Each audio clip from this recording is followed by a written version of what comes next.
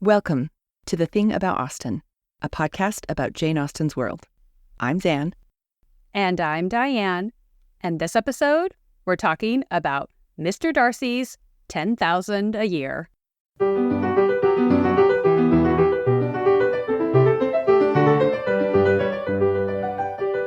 As we've been doing, we are going to kick off this episode by shouting out our newest patrons. And as always, thank you so much to everyone who has joined. So much, yes. And here we go. Lori A.B., Julie A., Susan Caldwell, Shoshana S., Lisa H., Jody K., Lara A., Angelique N., Tanner L., Maya K., Karen V., Virginia C., Michelle G., Mrs. Gardner. Love it. Shout out to Mrs. Gardner. Yes, feels appropriate. Maria Petrillo, we see you. Hi, Past Maria. guest. Listen to her episode. Pear H., Megan H., Sue Scott, Christine W., Julia B., Carrie J., Kimberly J., Cynthia T., Beth Ann, C.H., and Jacqueline A. And as always, if we got any of those pronunciations wrong, please DM us over on Patreon, or you can email us if that's easier, and let us know so that we can correct it on a future episode. And thank you again for supporting us. If you would like to support the podcast, you can head to our Patreon, which is at patreon.com/thethingaboutausten. Okay, so you might have guessed, based on the subject, that our focus for this episode is Pride and Prejudice. Our quote comes from the beginning of the novel.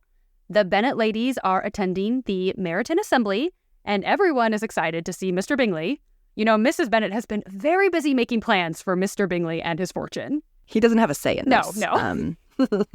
So Bingley has brought a party with him, including one Mr. Darcy. So here's the passage from the text. Mr. Bingley was good-looking and gentlemanlike. He had a pleasant countenance and easy, unaffected manners. His sisters were fine women with an air of decided fashion. His brother-in-law, Mr. Hurst, merely looked the gentleman, but his friend, Mr. Darcy, soon drew the attention of the room by his fine, tall person, handsome features, noble mien, and the report, which was in general circulation within 5 minutes after his entrance, of his having 10,000 a year. Wow, what an entrance, you know? Cue the confetti cannons, everyone's freaking out. Yeah. He's hot and rich. Like, woohoo! We're all very excited. Okay, so what exactly does 10,000 a year mean? To start broadly, this meant that this was the income based on the interest generated by one's cumulative assets. So this is a reference to Darcy's annual income in British pounds rather than his cumulative wealth. This distinction is particularly important because Austen frequently refers to both annual incomes and to lump sum fortunes throughout her works. The former generally in reference to men's wealth, and the latter generally when discussing women's marriage portions and inheritances. Catherine Torrin, in her article, The Economics of Jane Austen's World, writes, "Consider that most of Mr. Darcy's fortune is in his home, property, and investments. £10,000 is merely a year's disposable income." So in other words, Austen's readers would have understood 10,000 per year as the income generated by a much larger underlying fortune. Darcy is not worth 10,000. Rather, he possesses assets capable of producing £10,000 every year. According to Daniel Poole in What Jane Austen Ate and Charles Dickens Knew, during this time period, quote, land was socially prestigious, and it also produced rent from tenant farmers that was probably the major source of income for most of the landed gentry and nobility during much of the 1800s. Furthermore, according to the article, the survival of 3 large agricultural estates on the North Hampshire-South Berkshire border during the interwar period, Gareth Jones and his colleagues write, quote, rental income chiefly from tenanted farms, but also from a portfolio of cottages, houses, and commercial premises, formed the financial backbone to any landed estate. In Pride and Prejudice, we learn that Darcy's land is primarily in Derbyshire as part of the Pemberley estate, and that just the park is 10 miles round. This gives us some context on just how vast this estate was. This means that the parkland alone is at least 4,000 acres if we're talking 10 miles as sort of like 2.5, 2.5, 2.5, 2.5, like around. It could be more depending on how you do the math. And again, when we're talking about Pemberley here, this is just the parkland, not any agricultural land that is being actively farmed. Yeah, this is just the scenic part, essentially. Highclere Castle, which is the setting of Downton Abbey, is a 5,000-acre estate. That gives us some idea of scale. So this is a vast estate that would have had numerous cottagers and tenant farmers. For example, Highclere at the end of the 19th century contained 24 tenant farmer households and approximately 232 cottages, which is about 160 independent cottages and small holdings plus roughly 116 cottages attached to farms. And this info comes from Jones's article, which uses data from the end of the 19th century, so well beyond our time period, but it does provide some kind of scope and context. So in addition to agriculture, Deirdre LeFay speculates about what additional income, apart from rents, might have made up part of the Pemberley estate income. In her book, Jane Austen, The World of Her Novels, she writes, "We later learned that Pemberley is in the north of the county, not far from Bakewell. So it may be that some part, at least, of Mr. Darcy's wealth comes from mineral resources rather than agriculture. The hills of the Peak District in this part of Derbyshire provided not only limestone for buildings, but also marble and alabaster for architectural decorations or other works of sculpture and art, as well as lead, iron, and coal for manufacturing purposes." All this is to say that Pemberley is not just a large house or estate, but it is a substantial economic enterprise that is supporting part of its own maintenance through the land, its rents, and the natural resources. It also tells us that Darcy is a man in charge of a lot of moving pieces and has to be a responsible steward of this estate, something Elizabeth can see and admire, as we discussed in our episode on the shades of Pemberley. The estate management is very attractive to her. Absolutely. Well, this is, look at him do his business. Yes. So we know that Darcy is bringing in a large annual income, but there is the matter of whether Darcy's $10,000 is net income or if he needs to maintain the estate out of that money. While chatting with Wickham during a gathering at her Aunt Phillips's home, Elizabeth learns from Wickham that Darcy's, quote, estate there is a noble one, a clear $10,000 per annum. Wickham's wording that Darcy's income is a clear $10,000 implies that this is income free of any encumbrances. So it appears to be the case that his $10,000 a year would have been pure profit after the expenses of the estate maintenance have already been covered. So this is money he is free to spend on household staff, clothes, food, travel, maintaining a London home, carriages, what have you. Wickham's wording also seems to indicate that Darcy's income comes entirely from Pemberley. But as LeFay pointed out, his estate portfolio, in addition to agricultural concerns and tenant rents, might include things like mines, which would make sense for this area. There's definitely a bit of speculation going on here because, unfortunately for us, Austen doesn't include an appendix at the back of the book with Darcy's financial ledgers. We would love to have them. Please. But the important thing that Austen's readers would have immediately picked up on, based on the information that Austen does provide, is that unlike the nouveau riche Bingley, Darcy's money evidently does not come from working in trade. And that is a topic that deserves its own episode. Definitely. And then it's really important, obviously, that we point out that we are going off the word of someone like Wickham here. So not the most trustworthy man.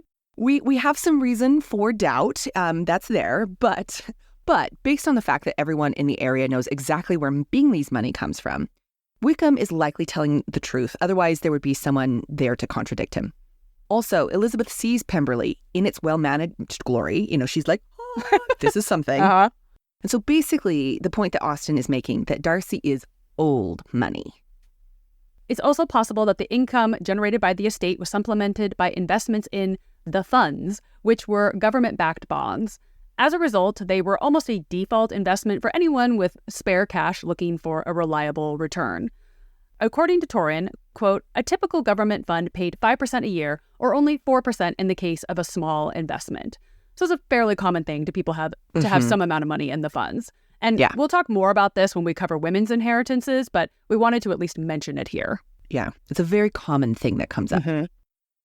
And we also want to acknowledge that while Austen appears to focus on Pemberley as the main source of Darcy's income, it would not have been uncommon for a man of his wealth to have financial ties to colonized land and enslaved labor.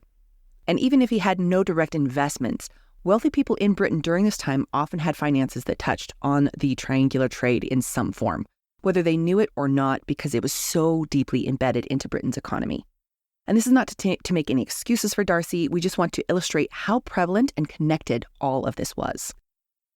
So while it's impossible for us to concretely nail down the exact sources of Darcy's wealth, according to Susanna Fullerton in Celebrating Pride and Prejudice, 200 Years of Jane Austen's Masterpiece, quote, "Whatever the source, it is undoubtedly large. Darcy is worth £10,000 per year. He is not the richest man in Jane Austen's fictional world. That is Mr. Rushworth of Mansfield Park, who has £12,000 per year. But he is a millionaire by today's standards, and his fortune makes him a prime matrimonial catch." And Mrs. Bennet has noticed. As an addendum to that information, it's worth pointing out that there is no concrete way to make a direct assessment of how much $10,000 a year is in today's currency. But Torrens' article, published in 2015, estimates a range from just shy of 1 million to up to 16 million US dollars. She lays out her calculations there if you wanted to check that out and see those details. So let's now turn our focus to what that $10,000 a year would have signaled to Austen's contemporary readers. And one of the parts of this introductory scene to Darcy at the Meryton Assembly that possibly catches modern readers off guard is the fact that Darcy's income is, quote, "in general circulation within 5 minutes of his entering the room." This just seems to be common knowledge. Everybody knows this. Yeah. You get the sense that, like, the whisper, you can actually hear it circulating in the room. Rich, 10,000 a year. Massive estate in Derbyshire. Yeah. So while we often treat income as private information today, Austen's contemporaries, they did not. Which leads Hazel Jones in Jane Austen and Marriage to ask the question we're all silently asking, quote, "How did such precise information concerning annual incomes, the value of property, and the inheritances of young ladies find its way into common knowledge?" Jones goes on to answer the question by explaining, quote, "Servants boasted of their employers' fortunes and prospects. Wills were published and anyone might learn their contents. The type of property a man could afford to lease or buy was a good indication of his yearly income, also the kind of carriage he kept. Invaluable information for mothers with marriageable daughters." Again, Mrs. Bennet has been taking notes.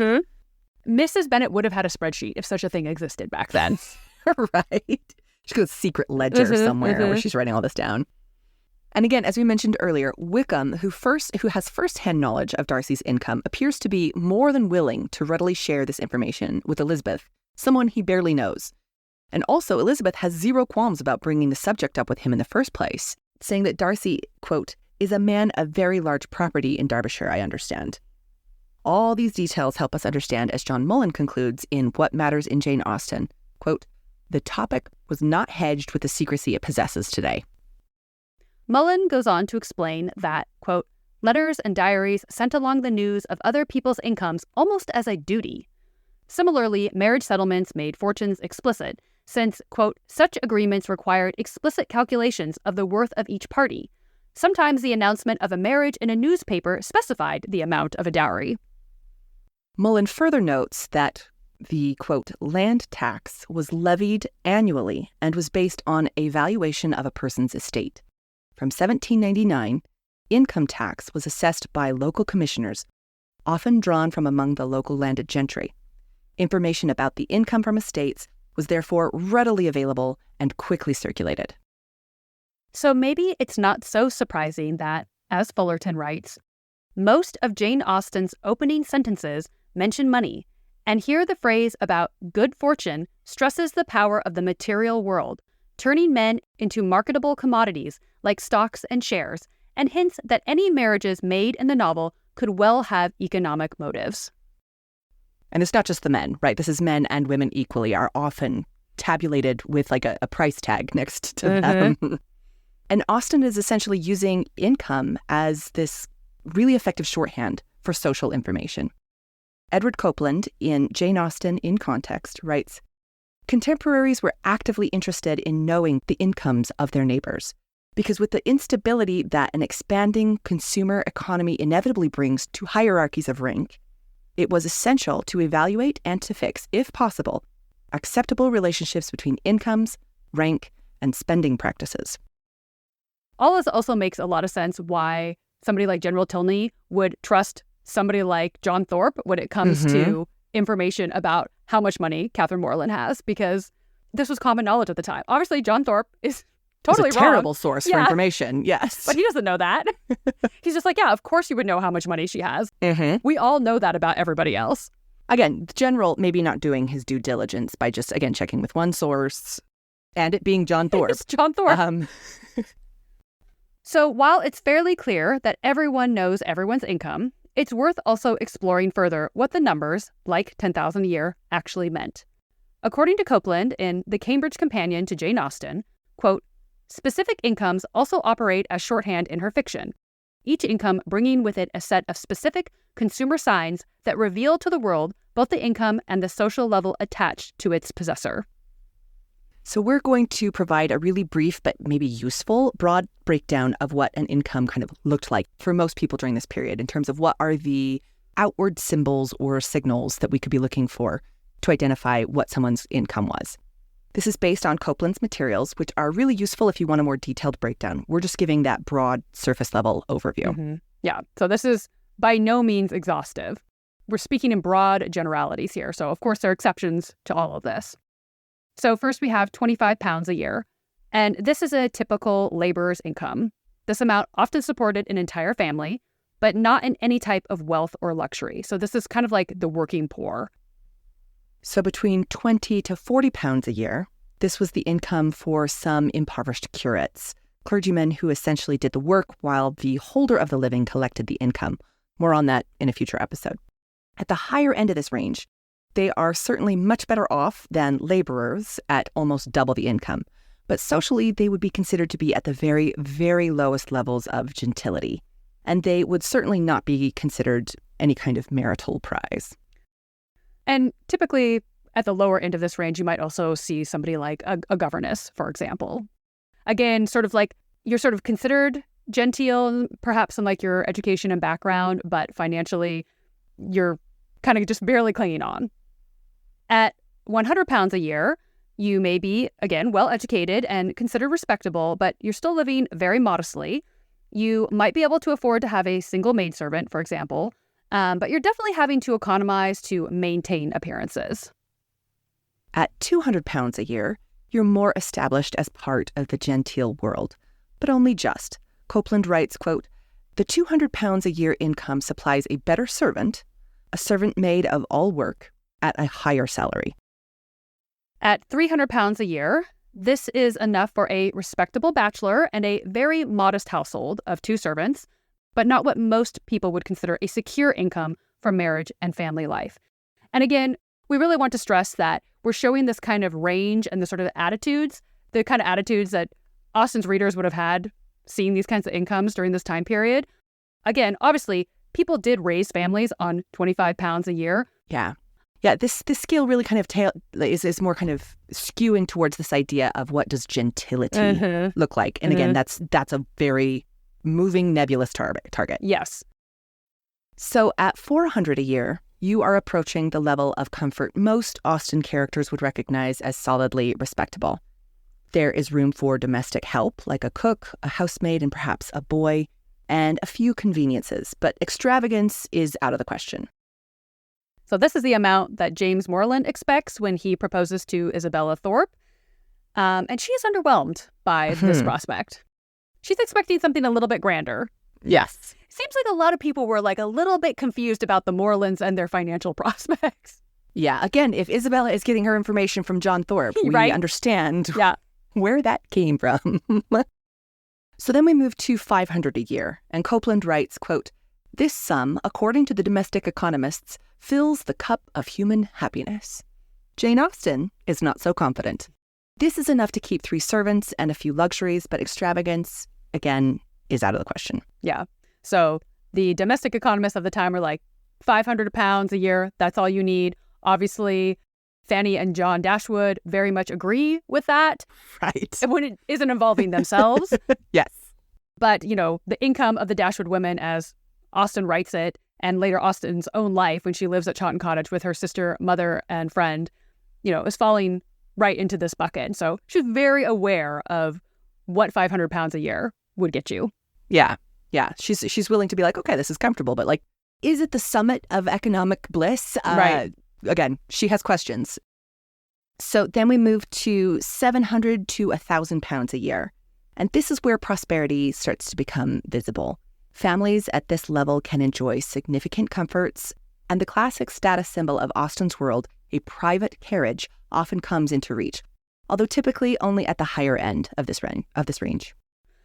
In Emma, both Mr. Perry's hoped-for carriage and Mrs. Elton's boastful enjoyment of her carriage signal the social success. Yeah, it's very conspicuous consumption at that point. Mm-hmm. Yeah. I mean, if you have a carriage, everyone has a pretty decent idea of what at least your minimum income is. Yes. Then we get to about $2,000 a year, and at this range, a family is comfortably established among the landed gentry with likely to have an estate, servants, and all the essentials of genteel living. Yet this is not unlimited wealth. Careful management is still necessary, and large family obligations can create some financial pressures. Yeah. If you end up with 10 daughters that you need to launch. Or just 5 if you're Mrs. Bennet. For example. So this is the income of Mr. Bennet in Pride and Prejudice. And so the Bennet's failure to save for 5 daughters shows the limit of even a substantial income. So you could imagine somebody like Darcy, if he wanted to, he could be setting aside quite a bit. Sure. And $2,000 a year is also Brandon's income in Sense and Sensibility. So Marianne does end up with exactly what she deems to be a competence, right? Yes. All right, then we get to £4,000 a year and beyond. At incomes of about $4,000, most ordinary financial worries disappear, and families enter what Copeland calls a realm of, quote, unlimited genteel comforts. So the defining status symbol at this level is no longer merely a carriage or servants, but it's really the ability to maintain both a country estate and a London residence during the social season. At $10,000 a year, a gentleman stands near the summit of Austen's social and economic world. Again, only Rushworth has more, but then you have to be married to Rushworth, so there's some trade-offs here. There are some trade-offs. Again, it kind of further explains why Maria would be even willing to entertain that marriage. So this income supports a great estate, extensive household staff, participation in fashionable society, and a standard of living so elevated that contemporaries would immediately recognize its owner as belonging to Britain's elite. And as kind of a final, touch to this, Copeland points out in his book, Women Writing About Money, that, quote, to spend more according to the contemporary wisdom, a man must go into horse racing or illegitimate pleasures. I mean, you've got so much money, you've got to find a vice. You've got to find a vice. How will you spend it all? We now have an idea of what $10,000 a year looks like broadly in the context of genteel wealth, but where does that place Darcy within British society, and just how rare was $10,000 a year? According to Max Lawson's article, Bridgerton, Jane Austen, and Today's Wealth Dynasties, quote, during the time of Austen, the average income remained about £30 a year for nearly a century. For Austen, in order to live a life that was elegant and comfortable with servants and money for books and amusement, an income of around 20 to 30 times that was required, or about £500 to £1,000 a year. So kind of differentiating between what you needed to survive and what you needed to maintain a genteel lifestyle. Yeah. In his article, How Wealthy is Mr. Darcy, Really? Pounds and Dollars in the World of Pride and Prejudice, James Heldman writes that, quote, Mr. Darcy's income, $10,000 a year, is at least 300 times the per capita income in his day. Furthermore, in the book English Landed Society in the 18th Century, G.E. Mingay estimates that in 1790, there were only 400 families among the landed gentry in England whose income fell within the range of Darcy's wealth, a range from $5,000 to $50,000 a year, with an average being $10,000 a year. Whew, so Darcy is not just rich, he is super rich. He belongs to a very small group of elite landowners at the top of British society. The man has money. And yet Darcy is not titled. He is still a Mr. In the novel, Lady Catherine makes a point of really nailing down Darcy's social position when she visits Longbourn to harass Lizzie about the Darcy rumors. She states, "My daughter and my nephew are formed for each other. They are descended, on the maternal side, from the same noble line, and on the father's, from respectable, honorable, and ancient, though untitled families. Their fortune on both sides is splendid." She's like, I need you to know just precisely how fancy he is. They're honorable and ancient, though untitled. Though untitled. She really emphasizes that the paternal lineage is untitled. You know, respectable, honorable, ancient, yes, but she's the one with the title. But, you know, his maternal uncle was an earl. And of course, she does make sure that Lizzie knows that he is splendidly wealthy. Is she trying to dissuade Lizzie? She's like, did you know how loaded he is? Do you know how well positioned he is in society? And Lizzie's like, yeah, that's such a turnoff. Lady Catherine, wow. During this period, Torrin estimates that there were only 500 noble titles in Great Britain. Quote, in 1818, there were 28 dukedoms, 32 marquisates, 210 earldoms, 66 viscounts, and 172 barons. She therefore concludes that, quote, it was possible to be extremely wealthy and still not possess a noble title. In addition, the nobility were not necessarily the wealthiest people in Britain. Yeah, Poole also explains that, quote, possession of a distinguished family name and great land holdings for generations would outrank a paltry title of lesser age, as witnessed the immense deference accorded by everyone to the titleless Mr. Darcy in Pride and Prejudice. So we're seeing that while Darcy doesn't have a seat in the House of Lords, he would still have been one of the most influential men in his county. Someone in his position would likely serve as a magistrate, influence local elections, control valuable patronage, and shape the lives of hundreds of tenants and employees.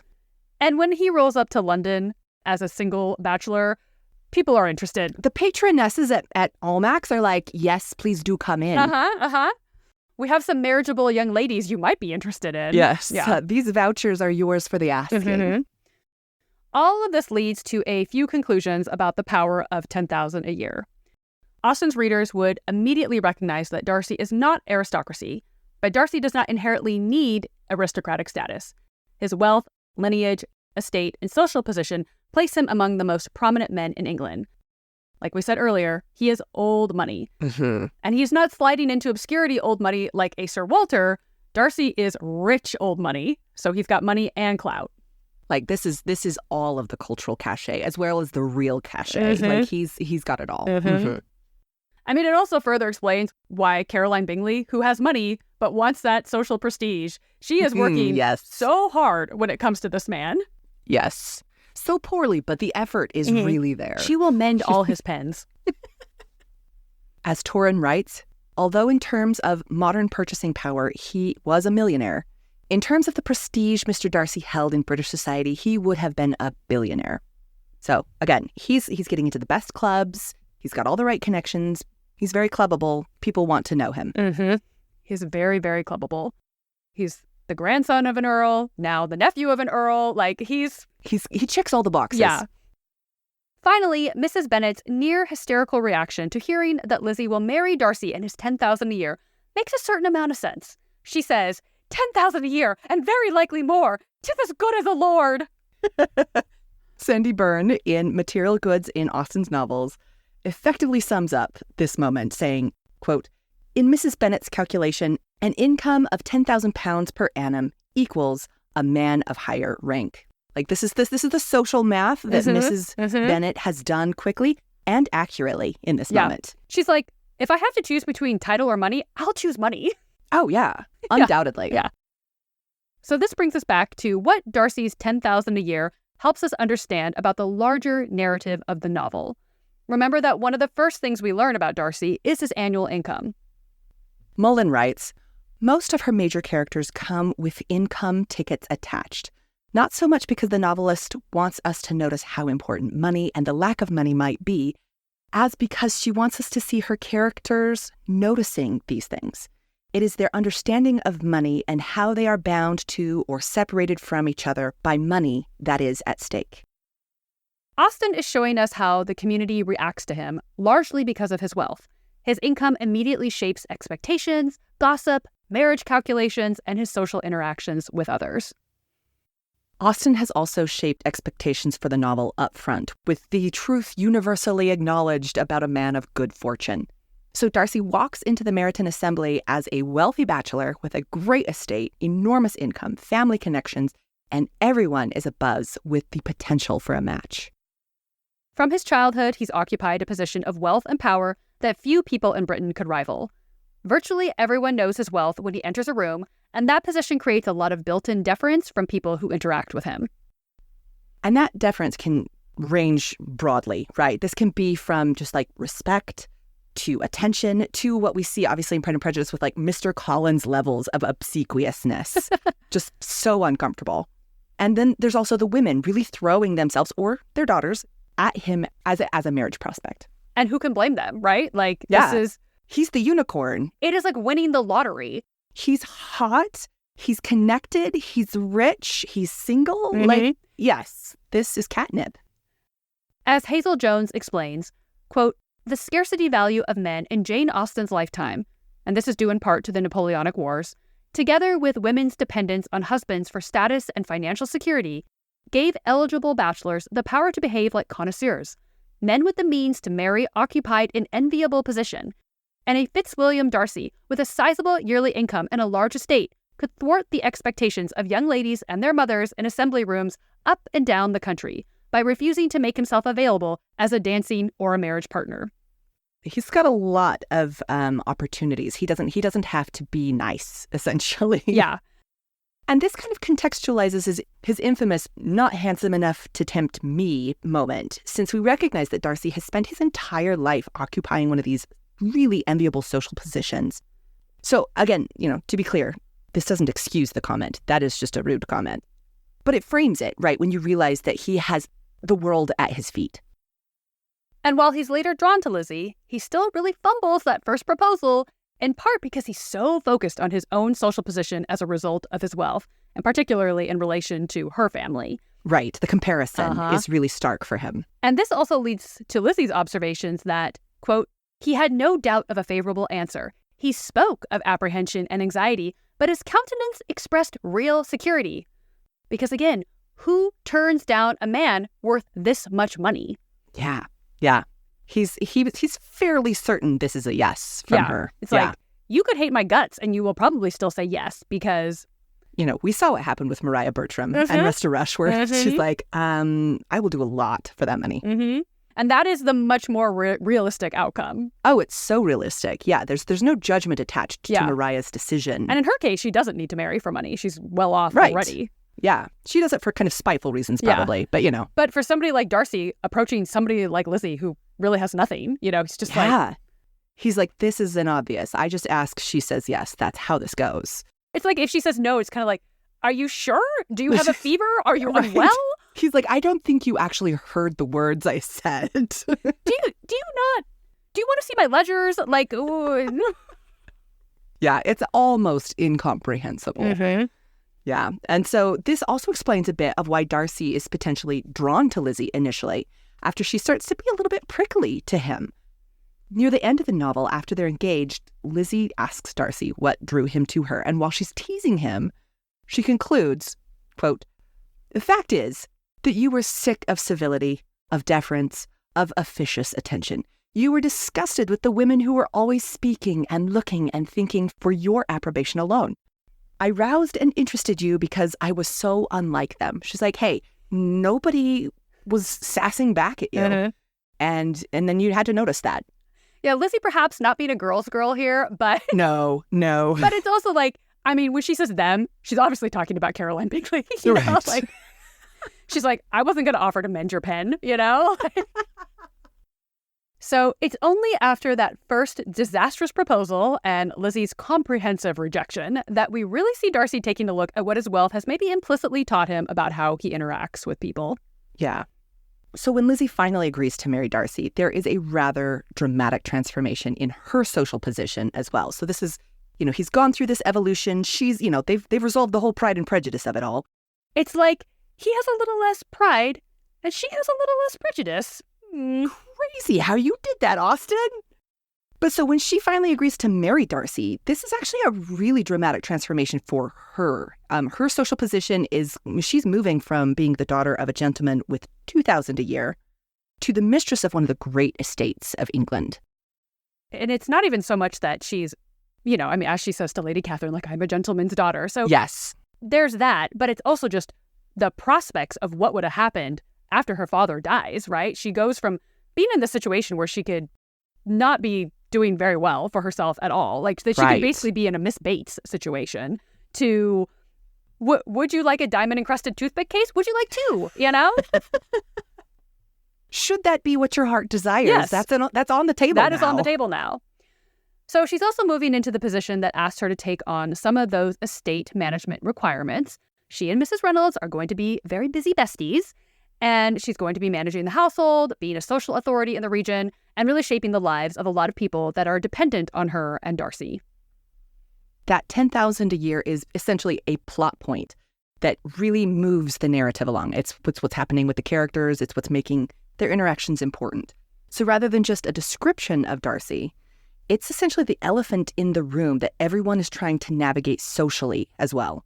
It explains why people notice him, how people interact with him, why he's become so proud, why Elizabeth's refusal to be initially dazzled matters, and why their eventual marriage is both a financial and romantic happy ending. Very much a fairy tale. Mm-hmm. Jones contextualizes this well when she writes, "If it was morally indefensible to marry solely for money, it made little sense to marry without it. And in reality, many choices were made with an eye to monetary gain and emotional happiness. Affection was desirable, but if a good income made the heart beat a little faster, well, that was understandable." I think there was a little pitter-pat when she saw the Pemberley estate.